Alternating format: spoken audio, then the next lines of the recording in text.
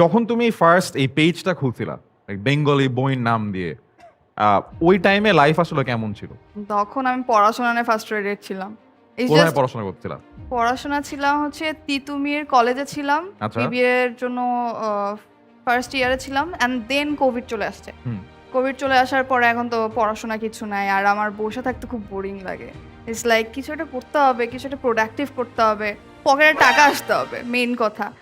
তো ভিডিও তো সবাই করতেছে, সবাই দেখি ভিডিও ধুপধাপ ছাড়তেছে আর ছাড়তেছে, সবাই রিচ পাওয়া যেতেছে।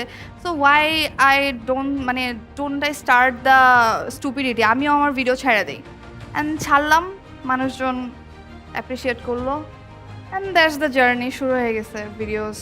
ওয়ান্ডারফুল জার্নি, একটা স্টার্ট, মানে পোস্ট উই আর হ্যাপি যে এরকম একটা জার্নি শুরু হয়েছিল।